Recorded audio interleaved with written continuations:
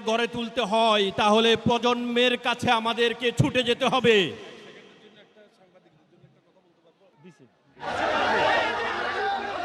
আপনারা একটু ধাক্কাধাক্কিটা বন্ধ করেন না প্লিজ। সমস্যাটা কোথায়?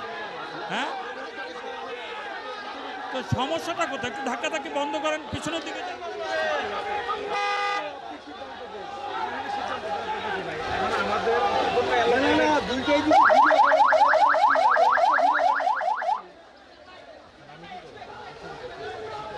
আমার সুবিধা লাগে, আমি তো বুঝি না, আমার তো বোঝা বেশি কথা বলতে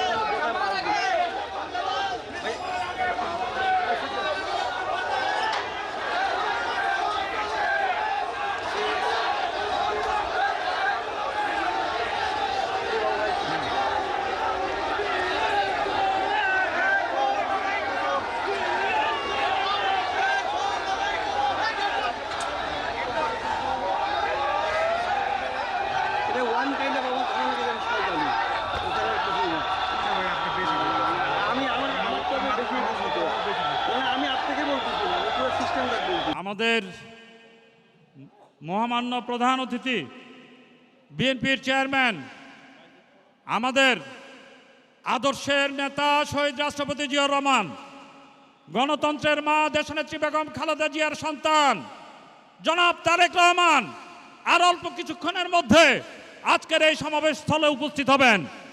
আর অল্প কিছুক্ষণের মধ্যে আমি যারা মিছিল নিয়ে আসছেন তাদেরকে মাঠের ডান পাশে উত্তর পাশে যাওয়ার জন্য একটু অনুরোধ করছি। প্লিজ এইদিকে আসবেন না, সামনে মোটেই জায়গা নেই। এখন বক্তব্য রাখার জন্য আহ্বান জানাচ্ছি জাতীয়তাবাদী দল চট্টগ্রাম মহানগর শাখার সাবেক সাধারণ সম্পাদক, সাবেক সদস্য সচিব, যিনি আজকের এই সমাবেশকে সফল করার জন্য অক্লান্ত পরিশ্রম করেছেন, জনাব আবুল হাশেম বক্করকে। বিসমিল্লাহির রহমানির রহিম। চট্টগ্রামের অনেক ইতিহাসের গল্প লেখা আজকের এই ঐতিহাসিক পলগ্রাউন্ড ময়দানের এই আমাদের চেয়ারম্যানের আগমন উপলক্ষে এই বিশাল জনসমুদ্রের সম্মানিত সভাপতি, উপস্থিত চট্টগ্রামের সম্মানিত নেতৃবৃন্দ, চট্টগ্রাম সিটি কর্পোরেশনের মেয়র এবং অন্যান্য অঙ্গ সংগঠনের নেতৃবৃন্দ, আমাদের বিভিন্ন আসনের চট্টগ্রামের জাতীয় সংসদ সদস্যের সদস্য প্রার্থীবৃন্দ, প্রেস মিডিয়া, ইলেকট্রনিক্স মিডিয়া এবং প্রশাসন, সবাইকে সংগ্রামী শুভেচ্ছা জানাচ্ছি, লাল গোলাপ শুভেচ্ছা জানাচ্ছি। আপনারা আমাদেরকে এই সমাবেশকে সফল করার জন্য আমি শুধু বলতে চাই, বক্তব্য রাখবেন একটু পরেই আমাদের ভারপ্রাপ্ত চেয়ারম্যান জননেতা জনাব তারেক রহমান সাহেব বক্তব্য রাখবেন।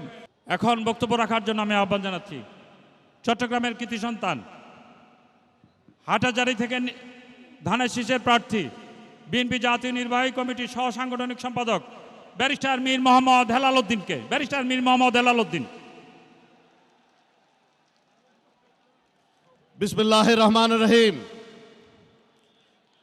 17 বছর পরে বাংলাদেশে নির্বাচন হচ্ছে অত্যন্ত খুশির বিষয়।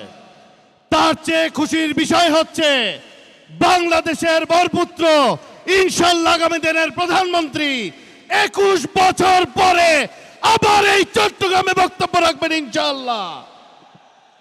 আমরা চট্টগ্রামবাসীকে তাকে স্বাগত জানানোর জন্য প্রস্তুত। বাংলাদেশে কোন নেতা আছে ইনশাআল্লাহ প্রধানমন্ত্রী হবে, বাংলাদেশকে সামনে নিয়ে যাবে সেই নেতা রহমান, তারেক রহমান।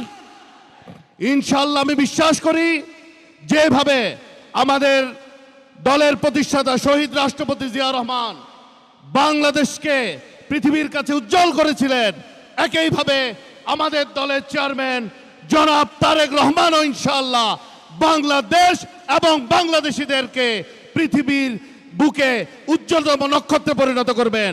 সবাই ভালো থাকবেন এবং 12 তারিখ অবশ্যই ধানের শীষকে বিজয়ী করে ঘরে ফিরবেন ইনশাআল্লাহ। আসসালামু আলাইকুম।